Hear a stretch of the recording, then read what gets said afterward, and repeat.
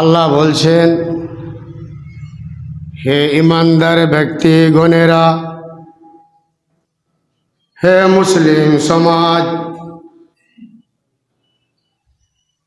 আল্লাহ এবং আল্লাহ রাসূলের অনুসরণ করো। আল্লাহ এবং আল্লাহ রাসূলের আনুগত্য করো। শুধু তাই নয়, ওয়ালিল আমরি মিনকুম, হে ইমানদার ব্যক্তিগণেরা, আর আপনার গ্রামে যে ইমাম আছে তার কথা অনুযায়ী চলাফেরা করো। গ্রামের যারা জ্ঞানী গুণী লোক তাদের সঙ্গে চলাফেরা করো, তাদের পরামর্শ নাও। তাহলে আমার দয়ার নবী একটা হাদিস দি, আমার দয়ার নবী বিশ্ব নবী হযরত মুহাম্মদ মুস্তাফা সকলে পড়েন সাল্লাল্লাহু আলাইহি সাল্লাম বললেন, 1400 বছর আগেকার ইতিহাসের কথা, নবীর আমলে যতগুলো যুদ্ধ হয়েছিল, বদরের যুদ্ধ সবচাইতে বড় যুদ্ধ হয়েছিল, আরও যুদ্ধ, খন্দকের যুদ্ধ হয়েছিল, উহুদের যুদ্ধ হয়েছিল, যতগুলো যুদ্ধ হয়েছিল, আমার দয়ার নবী বিশ্ব নবী হযরত মুহাম্মদ মুস্তাফা সকলে পড়ন সাল্লাল্লাহু আলাইহি সাল্লাম জয়লাভ করেছিল। আবু লাহাব, আবু জেহেল, আবু সুফিয়ান, আবু উতবা, আবু সাইবা, এরা ইসলামের শত্রু ছিল, এরা ইসলামের পাক্কা দুশমন ছিল। আল্লাহ রসুল বললেন, হে উসমান, হে আলী, হে আবু বকর, শোনো শোনো, আমি বলছি তোমরা শোনো। আবু সাইবা, আবু উতবা, আমি এদের জন্য বদদুয়া পেরেছি। সকালে শুনতে পাবা যে আবু সাইবা, আবু উতবা মারা গেছে। সকালে পড়েন আস্তাগফিরুল্লাহ। কেন? এরা ইসলামের সূত্র ছিল, এরা ইসলামের সূত্র ছিল, এরা পাক্কা ইসলামের দুশমন ছিল। সকালে শুনতে পাওয়া গেল যে আবু সাইবা, আবু উতবা মারা গেল। আল্লাহর নবী, আল্লাহ রাসূলের দোয়ার কত পাওয়ার ছিল, ইমানের কত পাওয়ার ছিল। বাপজি আমার, আব্বা জানেরা, তাহলে আপনাদের সামনে গুরুত্বপূর্ণ 2-3 মিনিটের কথা বলতে চাই। আল্লাহ বললেন, ওয়াতাসিমু বিহাবিলিল্লাহি জামিয়া, তোমরা আল্লাহর মজবুতকে, আল্লাহর রস্সিকে তোমরা মজবুত করে ধরে নাও। তোমরা একটা জামাত হয়ে চলাফেরা করো, ওঠা বসা করো, তোমরা একটা দল হয়ে চলাফেরা করো, তোমরা একটা জামাত হয়ে চলাফেরা করো, তোমরা ছিন্ন বিচ্ছিন্ন হয়ে যায় না। কেন কথাটা বললাম ছিন্ন বিচ্ছিন্ন হয়ে যায় না? আজকে অমুক গ্রামে এশায়ের জন্য মারছে যে 6টা ছেলের ওপরে যদি 7টা ছেলে হয়, বাবা যদি 7টা ছেলে যদি জন্ম দেয়, তাহলে অমিত শাহ বলছে, আরো বিজেপির আরএসএস দল বলছে এরাকে বয়কট করা হবে, এরাকে বাংলাদেশে তাড়িয়ে দেওয়া হবে। না না, ওদের কথা মানা হবে না।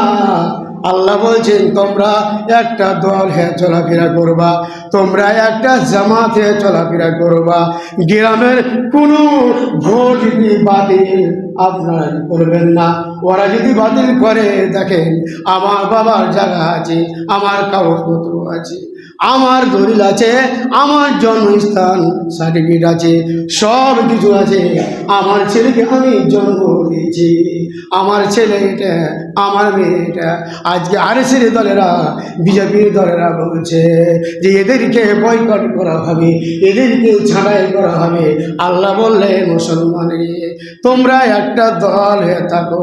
আল্লাহ নবী জনাব মুহাম্মদ রাসূলুল্লাহ সকলে বলেন সাল্লাল্লাহু আলাইহি সাল্লাম বলেছেন, ইমানের সাথে থাকবেন, আল্লাহকে বলে ভয় করবেন, আল্লাহকে বলে স্মরণ করবেন। যত কি জুলুম আসুক না কেন, মুসলমানের উপরে যত জুলুম অত্যাচার হোক না কেন, আমার দয়ার নবীর উপরে এত দুশ্মনী করেছিল, এত অত্যাচার করেছিল, তবু কিচ্ছু করতে পারেনি।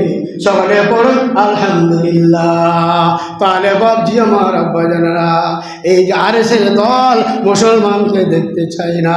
আমার দয়ার নবী বলেছিল যে মুসলমান জাতকে দেখতে চাইবে না, চুপি পড়া জাতকে দেখতে চাইবে না, লম্বা দাড়িওয়ালাকে দেখতে চাইবে না। তাই আল্লাহ বললেন, মুসলমান সমাজ তোমরা একটা জামাত হয়ে চলাফেরা করো, আল্লাহর রস্সিকে মজবুত করে ধরে থাকবা, আল্লাহর কোরআনকে মজবুত করে ধরে থাকবা, ছিন্ন বিচ্ছিন্ন হয়ে যাবে না। বাপজি আমার আব্বা জানেরা, তাহলে আমার কথা হলো কি, গ্রামের কোনো লোকের যদি ভোট দিতে বাতিল হয়ে যায়, এই প্রধান মেম্বারের উপরে দায় থাকবে।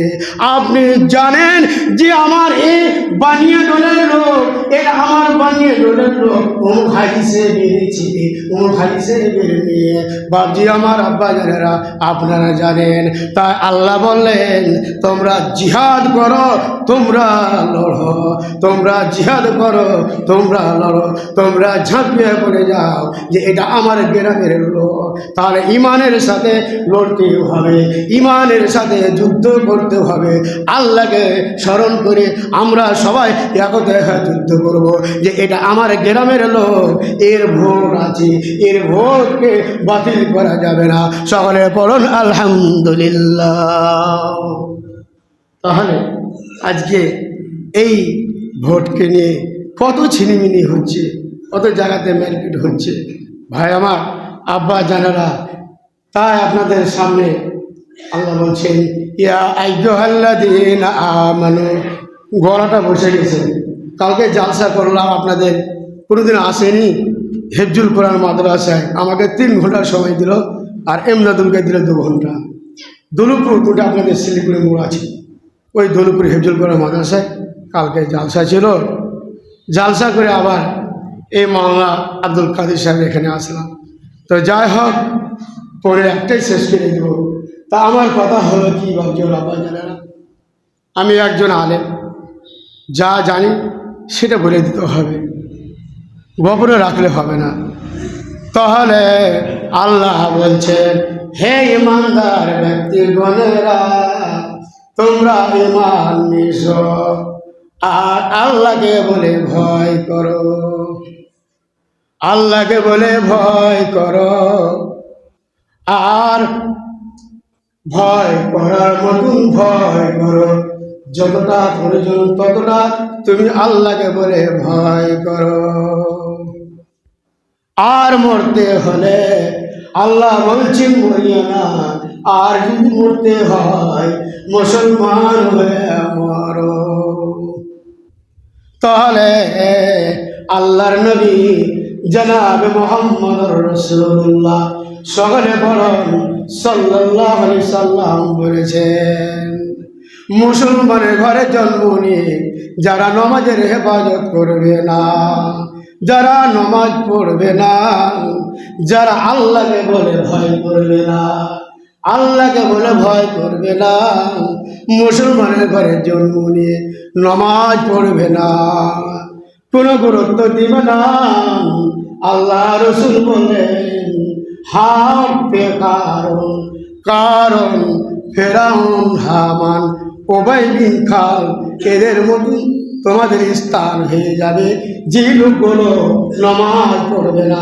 বাপজি আমার আব্বা জানেরা, 2 নম্বর হাদিস, আল্লাহর নবী জনাব মুহাম্মদ রাসূলুল্লাহ সকলে বলেন সাল্লাল্লাহু আলাইহি সাল্লাম বলেছেন, কি বলেছেন, যারা সালাতের হেফাজত করলো, যারা টাইম বাই টাইম নামাজ পড়লো, যারা টাইম বাই টাইম নামাজে আদায় করলো, আমার দয়ার নবী বিশ্ব নবী হযরত মুহাম্মদ মুস্তাফা সকালে বলেন সাল্লাল্লাহু আলাইহি সাল্লাম বলেন, তাকে জাহান্নামে দেওয়া হবে না, তাকে জান্নাতে দেওয়া হবে।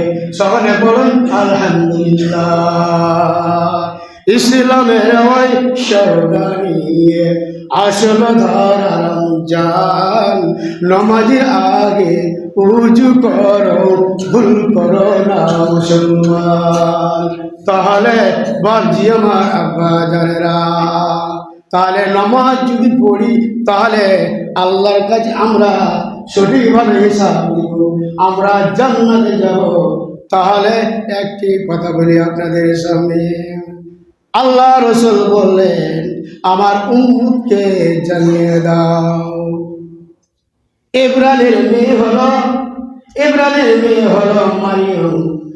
জাকারিয়া নবী বলল মারিয়মকে, ও মারিয়ম, আপনার পার্শ্বে এত কেন ফল, কে ফল দিল, একটু আপনার মুখ থেকে জানতে চাই। হাজিহি মিন ইন্দিল্লাহ, মারিয়ম বলল আল্লাহর পক্ষ থেকে আমার কাছে সব ফল আসলো। সকলে বলুন আলহামদুলিল্লাহ। এত ফল আসলো, আল্লাহর পক্ষ থেকে ফল আসলো কেন? আল্লাহ রসুল জনাব মুহাম্মদ রাসূলুল্লাহ সকলে পড়ুন সাল্লাল্লাহু আলাইহি সাল্লাম বলেছেন, এই বানিয়ে ডোলের মুসলমানকে জানিয়ে দাও কেন ইব্রাহিমের মেয়ে হলো মারিয়ম, ইয়া তো পরেজগার দিনদার ছিল, ইয়া তো ইমানদার ছিল, আল্লাহওয়ালা ছিল, যে নিজে অশ্লীল কাজ জীবনে করেনি, নিজের ইজ্জতের হেফাজত করেছিল, নিজের ইজ্জতের হেফাজত করেছিল। এত ইমানের পাওয়ার ছিল যে নিজের ইজ্জতে ফুঁক দিল। বাপজি আমার আব্বা জানেরা, মারিয়ম নিজের ইজ্জতে ফুঁক দিল। আর ঈসা মারিয়মের পেটে হলো, আবার দুনিয়াতে আসলো, মারিয়মের পেট থেকে দুনিয়াতে আসলো। আবার বিনা বাপের জন্ম, ইহুদিরা তারা পরিকল্পনা করলো কি ব্যাপার, ঈসা নবী তো মারিয়মের পেট থেকে বিনা বাপের জন্ম হলো, তাকে মেরে ফেলে দিতে হবে, তাকে কষ্ট দিতে হবে। তারা পরিকল্পনা করলো। সুবহানাল্লাহ, জানতে পারলো আল্লাহ জিবরাইল আলাইহিস সালামের মারফতে জানতে পারলো ঈসা নবীকে আকাশে উঠিয়ে নেওয়া হয়েছে। সকলে বলুন আলহামদুলিল্লাহ। তাহলে বাপজি আমার আব্বা জানেরা, ইয়া তো পরেজগার দিনদার মেয়ে ছিল, ইয়া তো ইমানদার মেয়ে ছিল। তাহলে আর একটি কথা বলে আমি শেষ করে দিব। আল্লাহ রসুল বলেছেন, যারা কোরআন শিক্ষা অর্জন করে আমার অপরকে শিক্ষা দিল সেই হল জ্ঞানী ব্যক্তি। দ্বিতীয় নাম্বার হাদিস হলো আল্লাহ রসুল বললেন, তোমরা বেশি বেশি করে আল্লাহকে স্মরণ করো, মতকে বলে স্মরণ করো। বাবা চলে গেছে, মা চলে গেছে, কত গ্রামের লোকজন চলে গেল, তাহলে আমাকে একদিন চলে যেতে হবে। মাওলানা সিদ্দিক হোসেনের বাড়িতে বসে গল্প করলাম, বললো যে গ্রাম আমরা মাটিতে দিয়ে যাবো, লোক মারা গেছে। তাহলে আল্লাহ রসুল বলেছেন, মুসলিম সমাজ, মুসলমান সমাজ, তিনটা জিনিসে তোমরা বেশি লেট করবে না। কথাটা ভালো করে শুনে নাও, ছেলে হোক কিংবা মেয়ে হোক, তিনটি জিনিসে তোমরা লেট করবে না।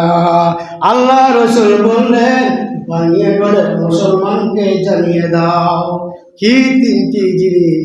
এক নম্বর হলো, আপনার বাড়িতে যদি মেয়ে থাকে, মেয়েটা যদি বয়সে যায়, আপনার বাড়িতে যদি ছেলে থাকে, ছেলেটা যদি বয়সে যায়, বিয়ের ব্যবস্থা করে দাও। দু নম্বর হলো কথা, সালাতের সময় হয়ে গেলে যেমন ইমাম সাহেব বলেছে পরে একটাই শেষ করে দিবেন, আর আগে বাড়া যাবে না। তাই আল্লাহ রসুল বললেন, নামাজের সময় হয়ে গেলে নামাজ পড়ে নেবেন, মদের কোনো গ্যারেন্টি নাই, কার কখন মত হবে কেউ বলতে পারবে না। বাপজি আমার জানারা, 3 নম্বর কথা, গ্রামের চোর হোক, ডাকাত হোক, লুচ্চা হোক, লম্পট হোক, বেনামাজি হোক, বেনামাজি হলে তার শাস্তি আছে। আল্লাহ রসুল বললেন, গ্রামের ছেলে হোক মেয়ে হোক, কেউ যদি মারা যায় সমস্ত কাজ কাম বন্ধ করে দাও, তাকে কাফন দাফনের ব্যবস্থা করে দাও। সকালে বলুন আলহামদুলিল্লাহ। বাপজি আমার, আব্বা জানলা, এই 3টি কাজে দেরি করবেন না।